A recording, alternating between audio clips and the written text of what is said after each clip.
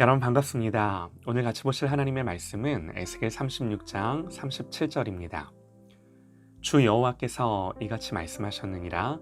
그래도 이스라엘 족속이 이같이 자기들에게 이루어 주시기를 내게 구하여야 할지라. 아멘. 하나님의 인도하심과 우리의 기도라는 제목으로 하나님의 말씀 듣겠습니다. 하나님은 에베소서 말씀처럼 모든 일을 그의 뜻의 결정대로 일하시는 분이십니다. 하나님이 뜻을 세우셨고 결정하셨다면 누구도 막을 수 없는 거죠. 그러면 이런 생각 안 해보셨을까요? 기도는 왜 하는 걸까요? 하나님의 뜻이면 어차피 이루어질 테고 하나님의 뜻이 아닐진데 아무리 기도한다 한들 이루어질 수는 없는 거죠. 그렇다면 기도가 실제로 이루어내는 성과가 뭘까요? 기도한다는 게 무슨 의미가 있을까요? 야고보서 5장 15절에 의인의 간구는 역사하는 힘이 큼이라 그럽니다. 여기서 역사하는 힘이 뭘까요? 우리가 열심히 기도하면 기도한 대로 다 된다는 걸까요? 아무리 열심히 기도하고 그래서 역사하는 힘이 많다 하더라도 하나님이 작정하시고 이루고자 하시는 것은 바꿀 수 없는 거죠. 기도로 하늘의 보좌를 움직여라, 이런 말을 많이 들어보셨을 것 같습니다. 그런데 정말 기도가 하늘의 보좌를 움직이나요? 우리가 금식을 하고 열심히 기도하고 하나님 앞에 때를 쓰면 하나님이 우리의 기도대로 움직이시나요? 여러분, 성경에 그런 하나님은 계시지 않습니다. 그럼에도 성경은 우리에게 기도를 명령합니다. 하나님은요, 분명히 기도하라 말씀하세요. 우리는 기도해야 합니다. 오늘 말씀처럼 주 여호와께서 이같이 말씀하셨느니라. 그래도 이스라엘 족속이 이같이 자기들에게 이루어 주시기를 내게 구하여야 할지라. 무슨 말인가요? 성경은요, 하나님이 정하신 뜻이라 할지라도 내 백성이 그것을 하나님이 이루어 주시기를 기도해야 한다 말씀하시는 거예요.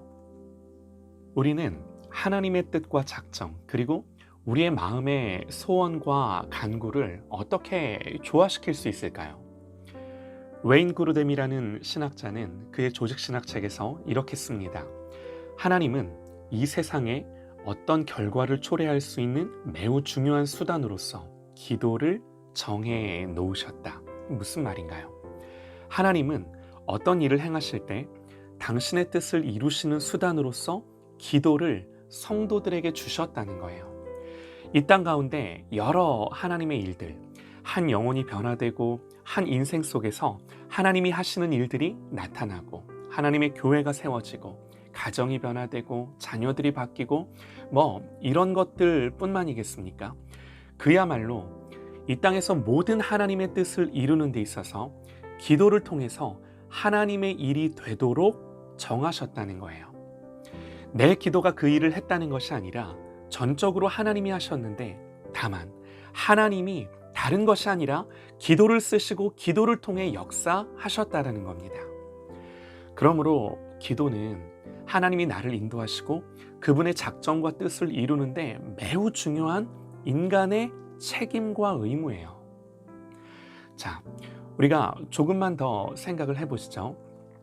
여러분, 제가 이제 하는 말이 이상하게 들리실 겁니다. 잘 들어보세요.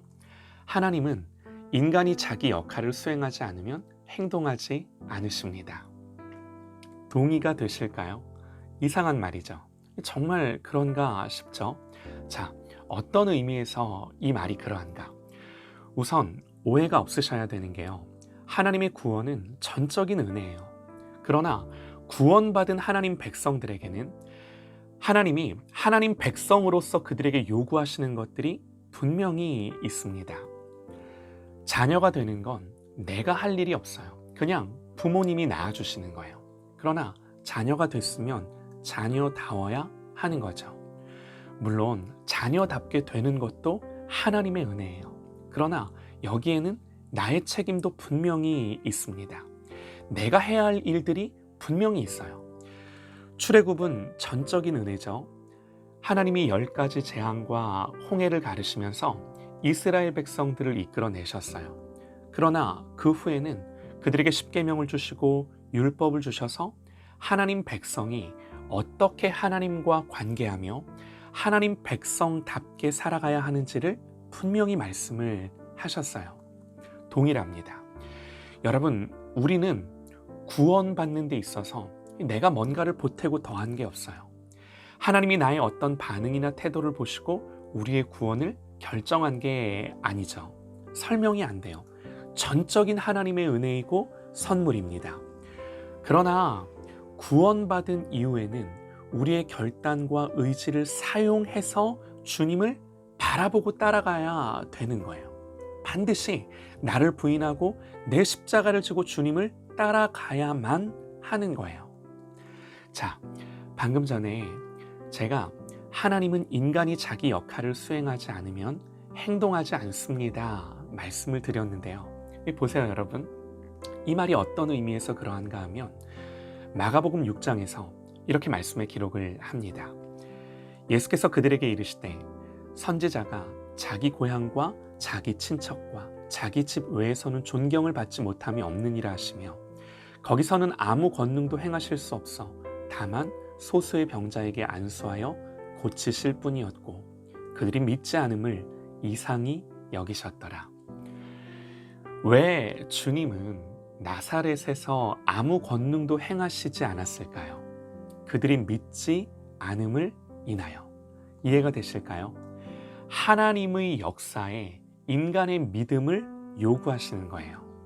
이 말은 인간이 믿어야 하나님이 역사하실 수 있다는 게 아니에요. 능력은 하나님께 있죠. 인간의 믿음의 능력이 있다는 것도 아닙니다. 오직 능력은 하나님께만 있는 거예요. 그러나 하나님은 그렇게 우리의 믿음을 통해 당신의 능력을 사용하셔서 일하시기로 정하신 거예요. 이게 너무나 중요한 거예요. 또 복음서를 보면 예수님이 병든 자들을 치유하실 때 그들에게 뭘 요구하세요? 믿음을 요구하세요. 믿음을 전제하고 치유하시고 회복하세요. 그래서 주님은 다른 것이 아니라 내 믿음이 너를 구원했다 선포하세요.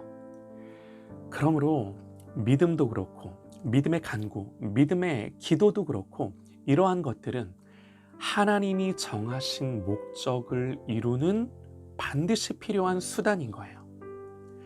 사랑하는 여러분, 하나님의 작정과 계획, 하나님의 뜻을 이루고 하나님이 내 삶을 인도하시는 데 있어서 나의 기도는 너무나도 중요한 거예요. 기도는 하나님이 우리의 뜻을 행하게 하는 수단이 아니라 철저하게 우리에게 하나님의 뜻이 이루어지게 하는 수단인 거죠.